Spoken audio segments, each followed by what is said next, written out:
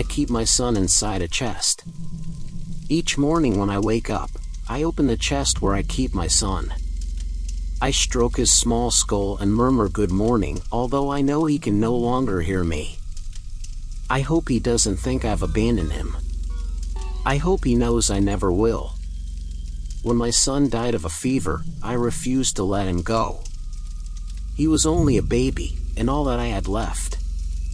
So I turned to the stories my own mother had told me, the rituals and legends I'd learned in childhood. The rules of bringing someone back from the underworld seemed so easy. I scoffed at the stories of those who failed, sure that my willpower would be stronger than theirs. I forced my way through to the fields of night, and I found my son's faint, pale soul.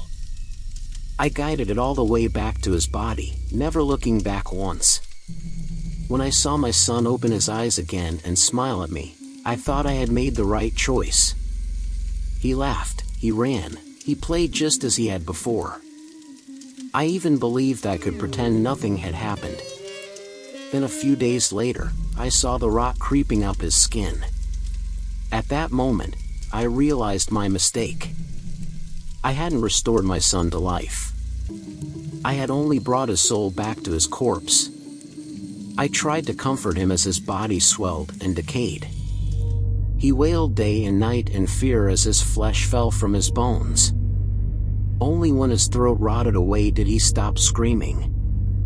I attempted to return to the underworld, to return my son's soul, but the way would not open to me again. I cheated death, and my punishment was to keep what I stole. When his ligaments finally broke down, I gathered his bones and placed them in the antique chest I inherited from my mother. Only the best would do for my son.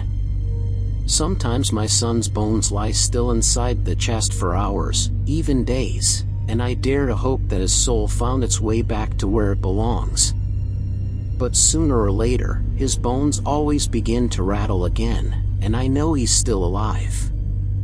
Once, all I wanted was to have my son here with me. But now, I would give anything for him to die.